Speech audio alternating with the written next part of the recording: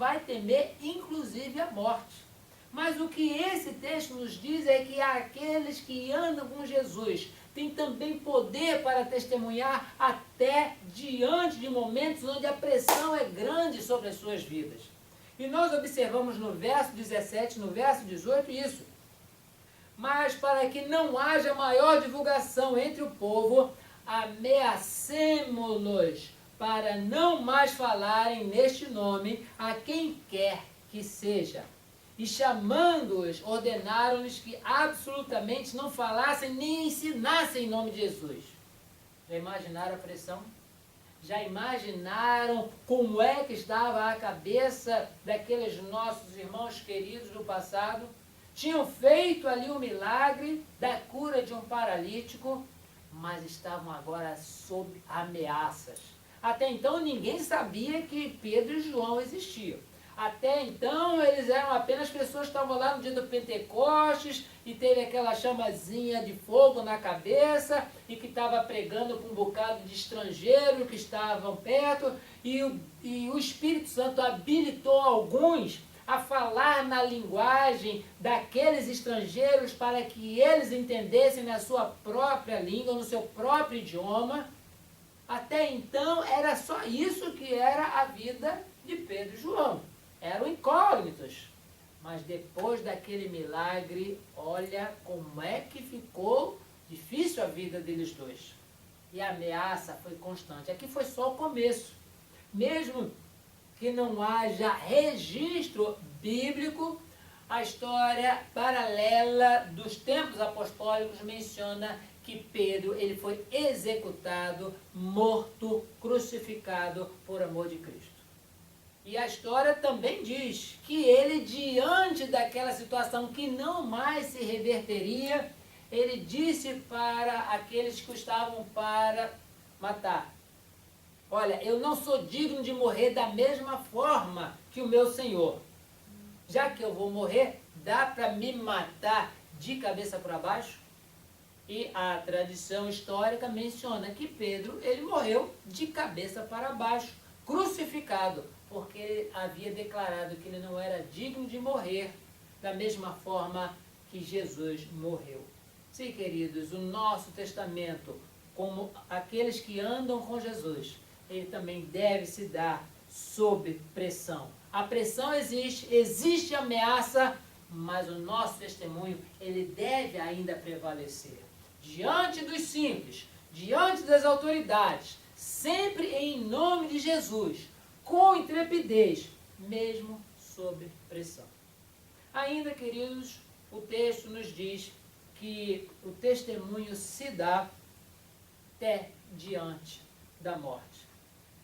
Aqueles irmãos nossos do passado, todos eles, à exceção de João, esse que estava aqui acompanhando Pedro, que foi o último dos apóstolos a morrer, e morreu na ilha de Patmos por velhice, preso por ordem daqueles que perseguiam o cristianismo.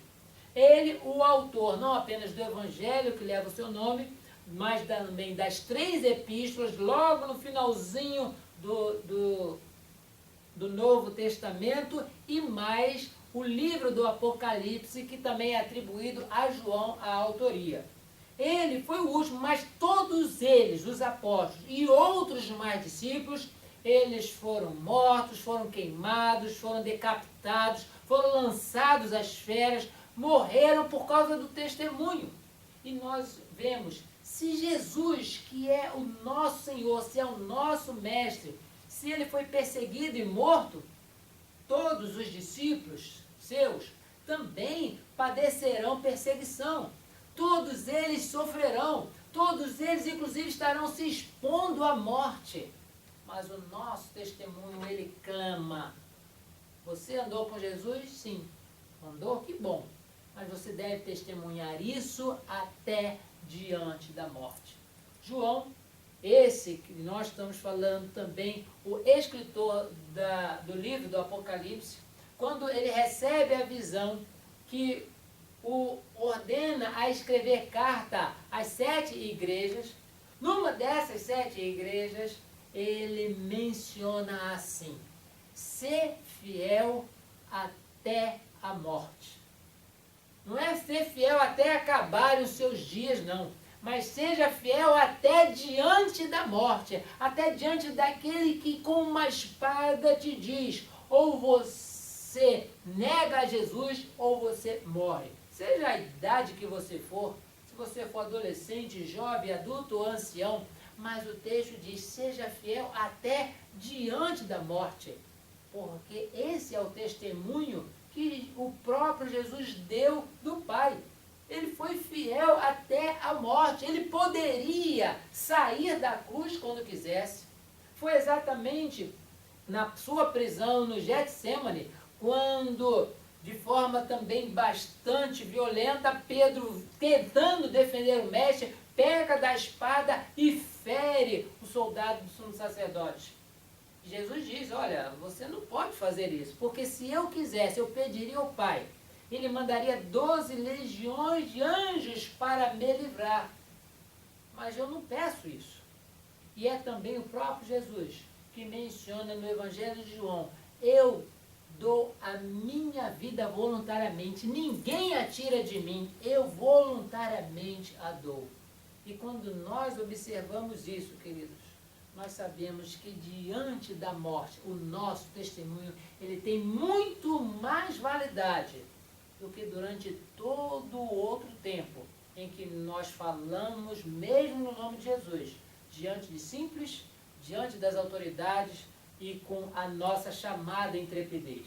Sim, diante da morte é que nós vemos como o testemunho ele alcança mais pessoas e quanto ele fala assim na nossa própria vida.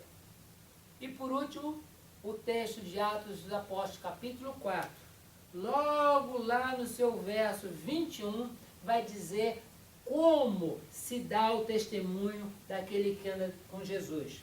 Esse testemunho se dá para a glória de Deus. Vemos hoje em dia que o Senhor permite um grande grupo de igrejas. Existem várias denominações evangélicas e outros grupos que não são considerados evangélicos, mesmo usando a mesma Bíblia, mas nós observamos que qualquer um daqueles que alegam andar com Jesus, o seu testemunho deve ser sempre para a glória de Deus. Não para a glória da sua igreja, não para a glória do seu grupo, da sua família, do seu pastor ou sua própria glória. Podemos observar o que diz o verso 21. Depois, ameaçando-os mais ainda, os soltaram, não tendo achado como os castigar por causa do povo, porque todos glorificavam a Deus pelo que acontecera. Ninguém estava aplaudindo a Pedro. Ninguém estava soltando fogos para João, porque aquele homem paralítico agora estava andando. Mas diz o texto que todos davam glórias a Deus por aquilo que tinha ocorrido. É isso que deve acontecer na nossa vida. Testemunhar de Jesus a este mundo deve ser motivo maior, a glória de Deus. Testemunhar de Deus ao simples, de Jesus ao simples, significa dar glória a Deus. Dar o nosso testemunho às autoridades com intrepidez, mesmo sob pressão, isso deve ser sempre para a glória de Deus. E nunca dizer, olha, eu já passei por isso, já passei por aquilo, já passei por aquilo outro. Queridos, não é para a nossa glória. Nenhum dos apóstolos, por mais registros que haja da sua vida, do seu martírio, do seu esforço, nenhum deles se houve apto para receber aplausos ou honrarias ou glórias, mas tudo o que eles fizeram em obediência a Cristo, porque andaram com Cristo, porque viveram aquilo que Jesus ensinou, o que faziam era para a glória de Deus. Se nós, queridos, temos andado com Deus, conforme Jesus nos ensinou, se temos andado com Jesus conforme o Espírito Santo nos instrui, e se temos lido a palavra conforme nós precisamos lê-la para mais e mais conhecer a Jesus e a nossa dependência dele, devemos testemunhar. E esse texto nos dá alguns passos de como esse testemunho deve ser dado. E se nós assim andarmos, certamente, a glória será para o nome do nosso Deus. Você que nos assiste pela internet, certamente você também se sente agora desafiado a testemunhar a respeito de Jesus no seu lar, no seu local de trabalho, se você é estudante, no lugar onde você estuda, e saiba que a pressão vai ser muito grande. Mas você andando com Jesus, você falará com ousadia, com intrepidez. Andando com Jesus, a pressão sobre a sua vida será grande. E mesmo sobre ameaças, você fará aquilo que Jesus faria e as pessoas glorificarão a Deus pela sua vida, por aquilo que você tem feito. Nossa oração nessa noite é que estas palavras sirvam de desafio a cada um e que nós, na nossa caminhada diária, aproveitemos a oportunidade para sermos fiéis testemunhas de Jesus. Em nome do Senhor Jesus, sejam abençoados pelo Espírito Santo, em nome de Jesus. Amém.